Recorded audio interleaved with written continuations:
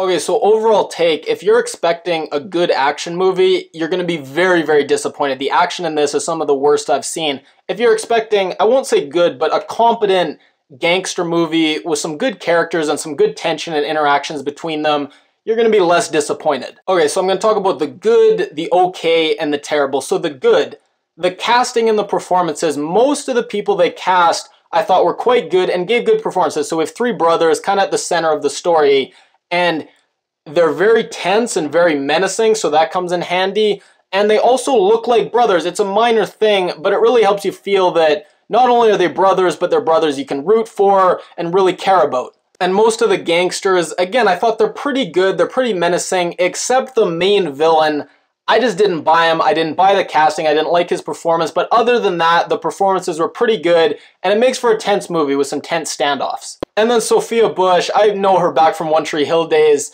I thought she was better as a cop than I would have thought. She gave a pretty good performance, but just wasted. She's in the movie for one scene at the beginning, and then just one or maybe two scenes at the end, just a total waste. Not to mention Bruce Willis, a total waste as well, but they're okay as cops. Again, just disappointing. You wish there was more to their characters. Okay, now for the decent parts of the movie. The plot, at first, 30 minutes in, three of the male characters seem pretty morally questionable. So you really don't know who's going to be the bad guy and which direction the story's going to go. And at that point, I was fully invested in this movie. I thought it was going to be great. Then everything switches and immediately flips into basic black and white. There's a bit of minor moral ambiguity, but very black and white. You know exactly who's the good guys, exactly who's the bad guys. And the plot and the premise couldn't be more simple and basic. So it's not bad, but it's just very generic and kind of disappointing. And then other things it does pretty well. For fans of this genre, it's going to hit a lot of the right notes. There's a strip club scene with some nudity. There's a drug headquarters scene where they're scaling up the drugs, and it's a pretty good scene.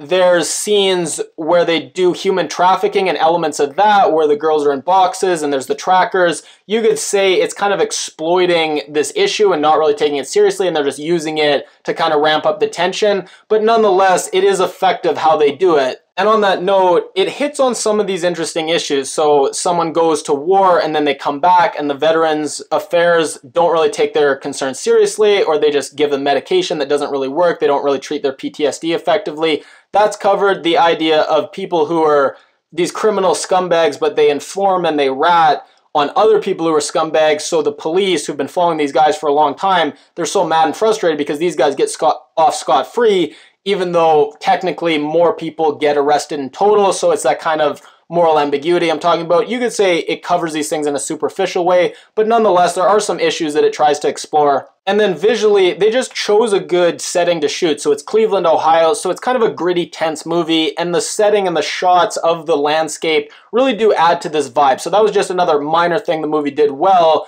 that really did help the overall experience. But I will say, sometimes the shots felt a bit formulaic. It's like, okay, we're changing locations, let's get a nice aerial shot of the city, now we'll get a shot of the road from the camera here, and now we'll go to the location. And then every time they change locations, they do this exact formula. It felt a little predictable. And then the music, for the most part, it was good. We get this nice kind of prepping for battle scene where they're shaving the serial numbers off their guns. But I will say, some of the moments, especially with the action scenes, the music was so corny. We had this strange orchestral swells that just felt so out of place and so corny. So the music, for the most part, it was good, but there were some awful music moments. And that brings me to the terrible. I was amazed that for a movie with Bruce Willis, an iconic action star, this was some of the worst action I've seen. Even Bruce Willis, so if you come to the movie expecting to see a lot of action with Bruce Willis, you'll be so disappointed because he has one scene at the start where he's fist fighting with the guy on the rooftop, and it's a terrible action scene, and then that's it. He has no more action, and he's just kind of a desk cop for the rest of the movie. And the action scenes in general, just really, really bad. Such a disappointment. Like the big shootout that's supposed to be the best moment of the movie, it's just they're coming in and it's slow motion, and then again that horrible orchestral inspirational music, and it's just so poorly done. So I don't know who really to recommend this movie for. Definitely not if you're a fan of action movies. Definitely not if you're a fan of Bruce Willis. I guess if you just love gangster movies with gangs and drugs and strip clubs and beautiful women and watch every kind of movie about that you can find, and you love movies about revenge and kind of this thriller like getting someone you love back, if you watch any kind of movie like that, then I guess I can recommend it. But if you're a fan of those movies, you'll have watched so many better movies. I don't know. I can't in good conscience really recommend this one to anybody. And I will say this is one example of a movie where the trailer looks way better than the movie actually is. I don't watch a lot of trailers. I actually did watch this one, and I got super excited because, again, I like the actors, and I can't say enough. The brothers, they do a great job. It is a good cast. I hope they do get more and better work. Disappointing movie.